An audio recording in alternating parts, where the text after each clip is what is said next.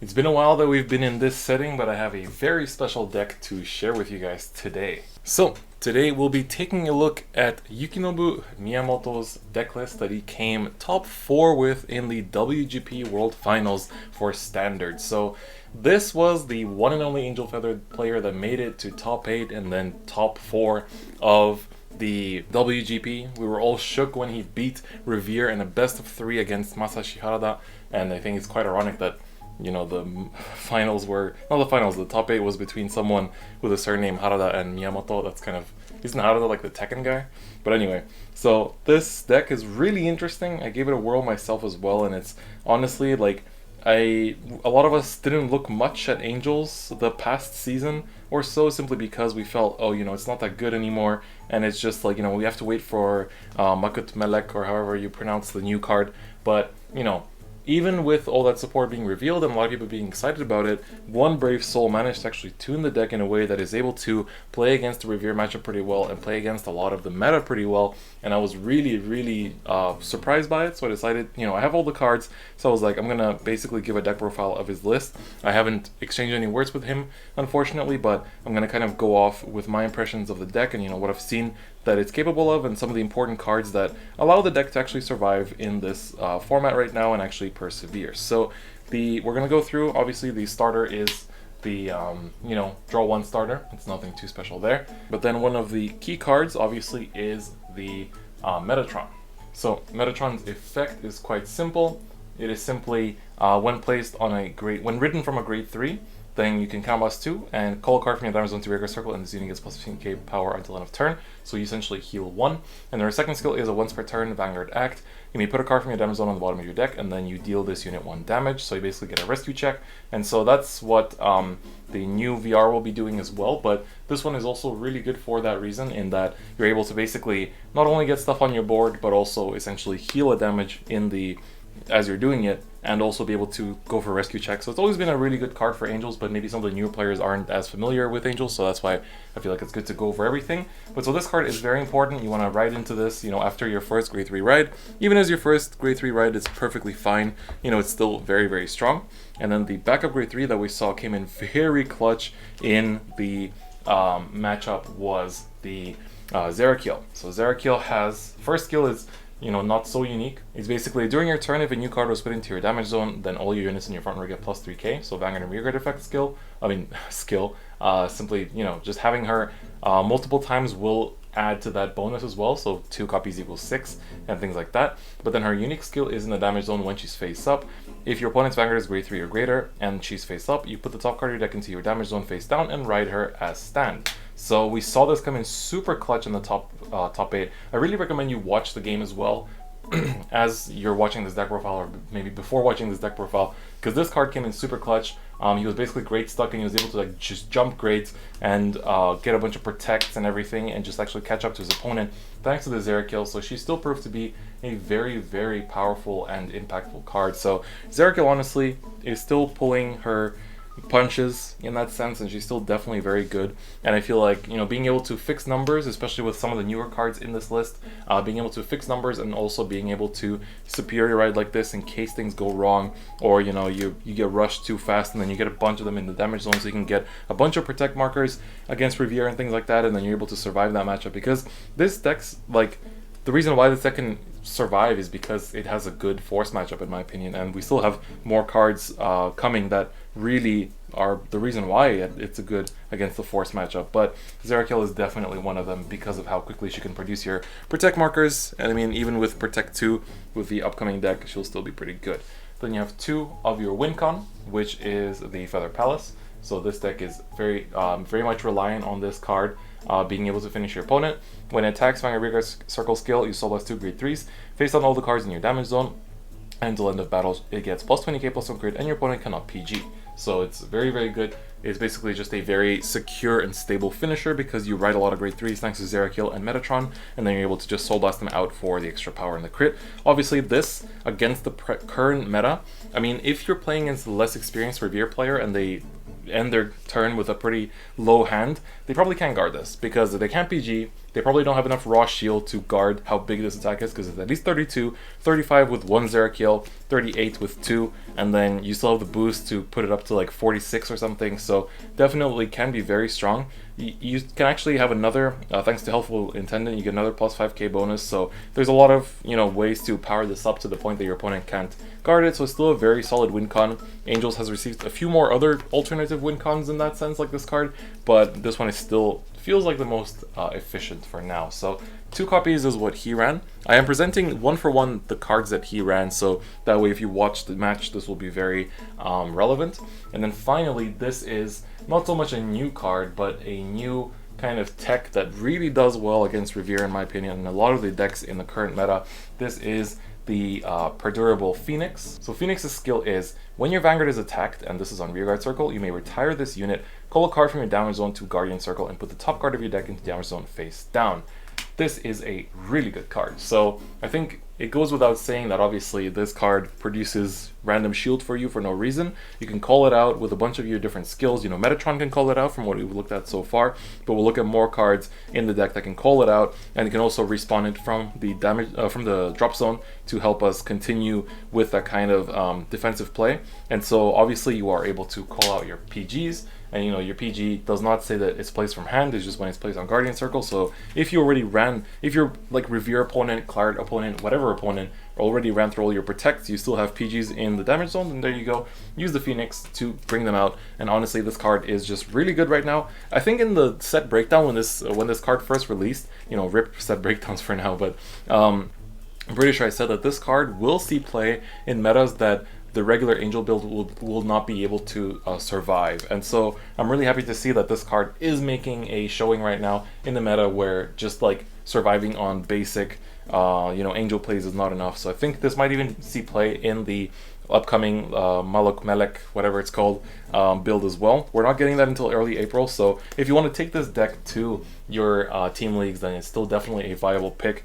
This definitely, I was not surprising it, but I was not expecting it, but it surprised me a lot with it showing up. So I think honestly this build is very, very interesting, and just huge props to Yukinobu Miyamoto for actually showing up with this. So then going into the grade 2s, we have the basically Angel staple, which is the Armighty. So Armighty is really good. He's essentially just when placed from hand on Vanguard or Rearguard Circle, you Soul Blast 1, call a card from your damage zone to Rearguard Circle, and put the top card of your deck into your damage zone face down. So basically gets you anything you want from your damage zone. And so obviously early game, not so many targets, but late game, you can call this if you need to basically go for the more defensive play, and it's just very good.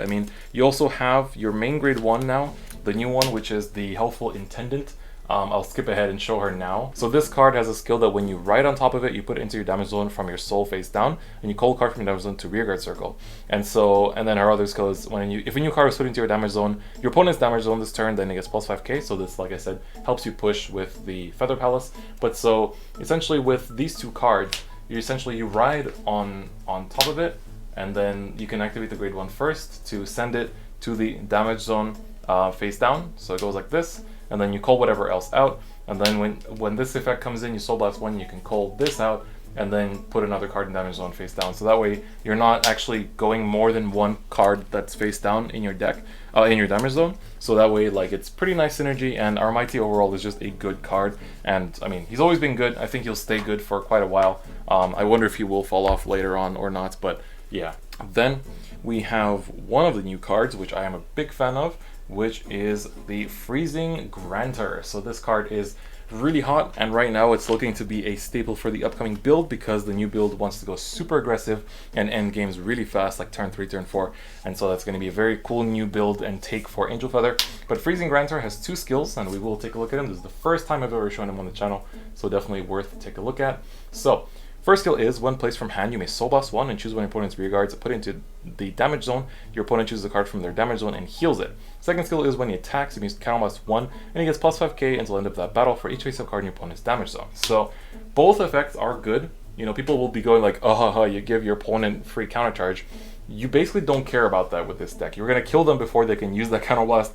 That's kind of the point. And even if you give it to them, it doesn't really matter that much in my opinion, because in this build right now, this is the only card. Obviously in the upcoming Astral Force build, it will be more. But right now, this is the only card, so you can really control when you do give it to them. But this card is essentially a Soul Blast 1 retire. This is a Soul Blast 1 targetable retire because it just takes a rear, puts it into damage, and then sure, they heal something. And I mean, the only bad part about it is that if you're playing as Revere, and they already had a Revere in damage zone, they will definitely choose to heal that because they can bring it back to their hand.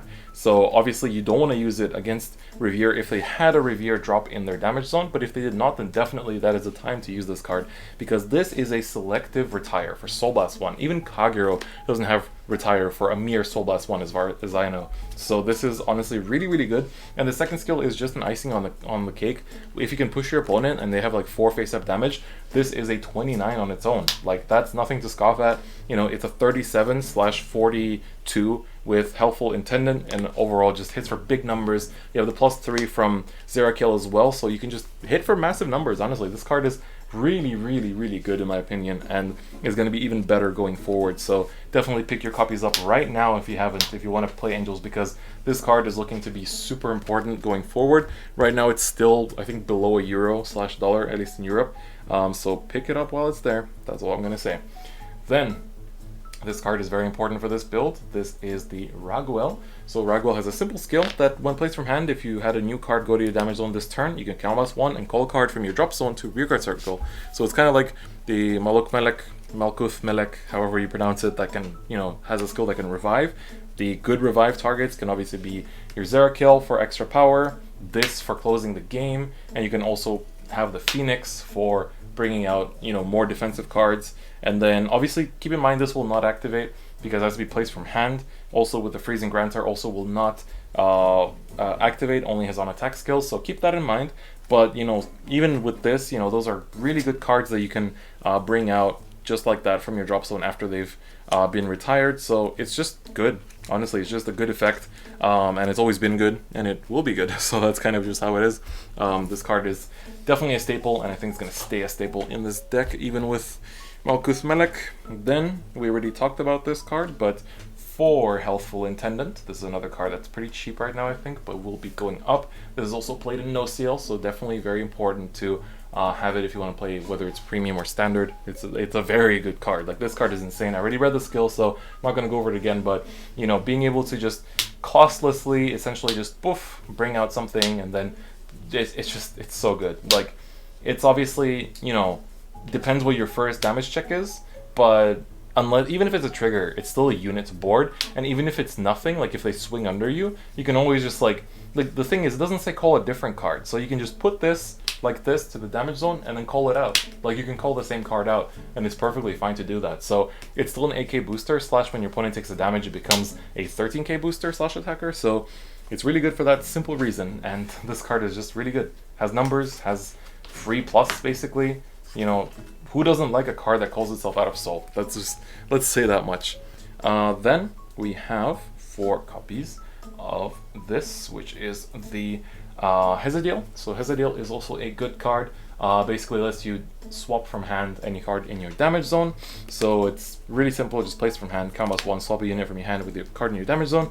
It cannot be, it has to be a unit card, so you cannot swap your protects to heal, that's only in premium, not with this card as well. But this card is still good because you can put your Zarek Eels in damage zone. You can also put whatever else you need for later turns, or whatever else you feel like is important in your damage zone that you want in your hand, and something that's in your hand that isn't very important right now, like a PG if you don't have the Phoenix or things like that. So it's just a handy card. It's like the swap is good. It's not a +1 or anything, but you can always turn it into a plus with Zarek Eel. So it's always been a good card in standard, so I don't think that's going to change. And then finally another kind of swapping card, which is the Arabaki. When placed from hand, discard a card and then put a card from your damage zone into your hand, and put the top card of your deck into your damage zone face down. Simple effect. Again, it's just swapping, and this time you discard for it. You can also discard cards that can then bring out with the Ragwell, the grade 2 that revives, so that's also pretty cool. So only 2 copies because I think we already have enough swapping, and I guess Miyamoto also agrees with that. And then for triggers, it's quite standard. You have your 4 PGs. He plays 1 extra draw. I've never been a fan of the 1 extra draw in Angels, but I think if, you know, one of the best Angel players in the present format plays them, then I guess we should as well. That's just how the cookie crumbles, I think. So it's, I mean, it's not so much that I can disagree with it, it's more so that just I've never been a fan of it, and I feel like it doesn't bring too much virtue to the deck to play just one extra draw. Sure, you can discard it for Arabaki, and it's a PG discard for your Protect and your regular PGs and everything else. And then, but apart from that, the PGs are obviously very important because they are targets for your Phoenix, and your Phoenix is a very cool card that can help you win much easier and survive these annoying matchups that you can then seal up the game out pretty easily against if you can just survive their big rush turns. And then finally we play these 3 crits, so 7 crits total. So this is just, you know, because the deck is aggressive, we don't really have many other choices. You want to stack these triggers on your hospitals and then basically close out the game ASAP and, you know, not waste too much time. So crits help win games faster. The deck does, like, maybe right now it's not as fast, it's more of a grindy, you know, you're just like sniping their field with the Grandor, and then you're also just like gathering resources from your damage zone with all the other cards, and then the Phoenix help you survive the rush turns. So that's kind of how the deck moves in a way. I really recommend trying this deck out for yourselves, you know, whether it's whatever platform or, you know, sadly not on EX because the Angel set was not out on EX, but still it's cool.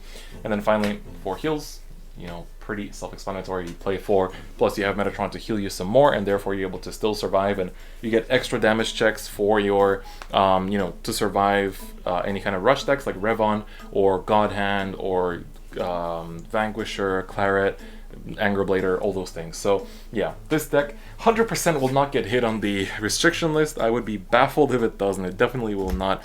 But this is a very cool build, and honestly, huge props to Yukinobu Miyamoto for actually coming so far with this deck. It's really, really exciting to see an Angel Feather player make it so far in such a high-stakes event like the WGP Finals. So honestly, really proud as a fellow Angel player, and honestly, it's just amazing. So give the deck a try yourself. Make sure to check out in the description. I will have a link to the WGP Top 4 where you can see him play out 3 games and win with this deck. So it's really, really cool. I'm really proud as a fellow Angel player, and honestly, it's just amazing. So I really wanted to feature this deck because I thought it was super cool, and, you know, more of the Western player base should definitely see it. So if you want to play Angels in the upcoming Team League, be my guest. This is now a pretty viable list that you can run with. So yeah, on that note, that's going to be it for me today. Thank you so much to all the channel members, and if you want to check out anything in the description, feel free to do so. But on that note, that's going to be it for me today. So I'll see you guys next time. Bye-bye.